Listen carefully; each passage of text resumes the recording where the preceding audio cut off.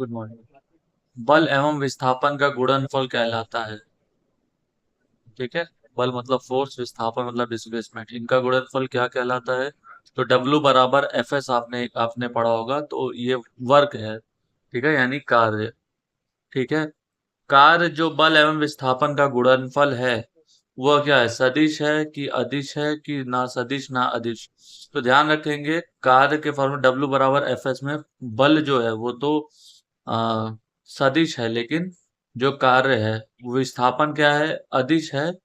सदिश और अदिश का अगर डॉट प्रोडक्ट होता है तो वो कार्य क्या हो जाता है? वो अदिश हो जाता है, यानी कार्य क्या हो जाएगा? अदिश होगा। चलती गाड़ी में बैठे आदमी की ऊर्जा होगी, देखिए गाड़ी चल रही है तो गाड़ी की ऊर्जा होगी गतिज ऊर्जा, लेकिन गाड़ी पे व्यक्ति बैठा है, तो इसलिए इस केस में माना जाएगा कि व्यक्ति की उस ऊर्जा स्थितिज ऊर्जा होगी, ना कि गतिज ऊर्जा। ठीक है, तो कंफ्यूज ना होइएगा इस चीज पे। कार्य का एसआई मात्रक, कार्य वर्क का वर्क होता है जूल। ठीक है। यदि किसी पिंड का विस्थापन शून्य है, मतलब डिस्प्लेसमेंट जीरो है, वो अपने पॉइंट से वहीं पर है, वहां से कहीं आगे बढ़ा ही नहीं, तो डिस्प्लेसमेंट जीरो तो वर्क भी जीरो, तो जीरो जूल। ये ओ जी लिखा है लेकिन ये जीरो जूल है। जूल मात्रक है। ठीक है, जूल किसका किसका मात्रक है? तो एक इसको आप देखिए, जूल एक होता है कार्य, एक होती है शक्ति, एक होता है ऊर्जा। इसको इंग्लिश में बोलते हैं वर्क, पावर, एनर्जी। तो वर्क और एनर्जी दोनों की ही यूनिट होती है जूल, जबकि जो पावर होता है, ठीक है, वो पावर होता है आ, उसकी यूनिट अलग होती है। ठीक है।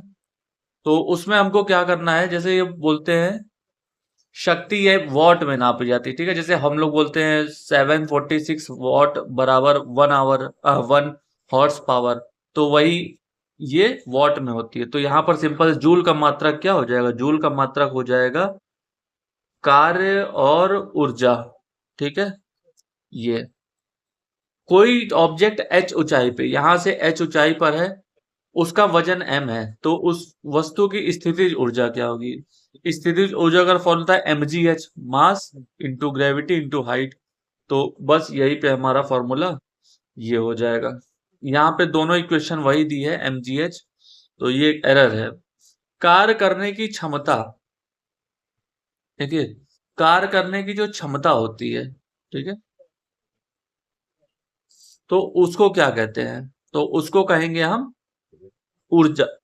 ठीक है, ऊर्जा। कि हमारे अंदर बहुत एनर्जी है इस टाइम, तो मैं बहुत सारा कार्य कर सकता, तो इसलिए कार्य की क्षमता जो होती है वो ऊर्जा होती है, जबकि कार्य करने की जो दर होती है वो हमारा शक्ति होता है। ठीक है। दाब क्या होता है? Pressure, pressure equal to force upon area. तो इस तरीके से छोटी छोटी पॉइंट है, याद रहेंगे तो आपके लिए आसान रहेगा। किसी वस्तु पर एस एन बल लग रहा है, तो ध्यान रखेंगे ये एस एन नहीं है, ये 5 न्यूटन है, 5 है, तो वो टाइपिंग मिस्टेक है। बल की दिशा में वस्तु 2 मीटर विस्थापित होती है, मतलब यहाँ 5 न्यूटन का हमने किसी वस्तु पे बल लगाया और वस्तु यहां से खिसक के यहां तक पहुंची, 2 मीटर विस्थापित की, तो W बराबर एफ इंटू एस, जैसे हम करेंगे तो 10 आ जाएगा। ठीक। ऊर्जा है। ऊर्जा क्या है? तो कार्य करने की क्षमता, अभी पहले भी हमने यही चीज पढ़ रखा था। ठीक है। अब इसके बाद हम अगले पे चलते हैं। बहती हवा में कौन सी ऊर्जा है? जब हवा है तो हवा बह रही, यानी हवा में गति है, और गति वाली को बोलते हैं गतिज ऊर्जा। कार्य करने की दर, देखिए अभी दर आ गया ना, दर का मतलब होता है रेट ऑफ वर्क, तो वो हो जाता है, ठीक है, वर्क पावर एनर्जी में, तो ये हो जाएगा शक्ति। ठीक है, बल तो फोर्स हो जाएगा। धनुष की तानित डोरी, मतलब धनुष में जो डोरी, जब हम खींचते हैं धनुष को तो उसकी डोरी जितनी टाइट होती है, तो वो क्या होता है, धनुष की जब डोरी खींचते हैं तो उसमें उससे धनुष में पोटेंशियल एनर्जी इकट्ठा हो जाती है, तो जिसको हम लोग बोलते हैं स्थिति ऊर्जा। इसी तरीके से जब गन लोड होती है तो गन को लोड करने में उसकी स्प्रिंग जो पीछे होती है, या गुलेल में जब ये करते हैं, तो वो स्थिति ऊर्जा के कारण ही होता है।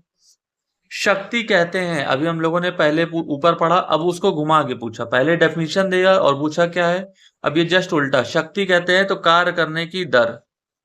ठीक। बहता हुआ पानी में, देखिए बह रहा है पानी, अभी पानी में गति है, तो वो ध्यान रखें कौन सी ऊर्जा है? स्थितिज ऊर्जा।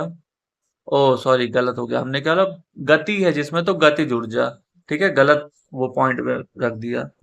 कमानीदार घड़ी, देखिए घड़ी भी कमानीदार मतलब मान लीजिए घड़ी में जिसमें टाइम हम लोग भरते हैं, ठीक है, तो उसमें क्या होता है, पोटेंशियल एनर्जी, जब हम उस घड़ी की चाबी भरते हैं तो उसको ही बोलते हैं स्थितिज ऊर्जा, वो स्प्रिंग की वजह से ऐसा होता है।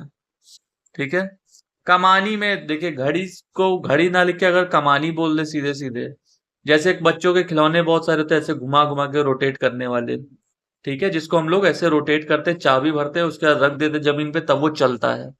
ठीक है, तो उसी को यहाँ कमानी बोला गया। तो वो कौन सी ऊर्जा है उसमें, संचित ऊर्जा, स्थितिज। ध्यान रखेंगे, जिस जिसमें ऊर्जा अंदर उसके हो तो उसको स्थितिज ऊर्जा भी बोलते हैं।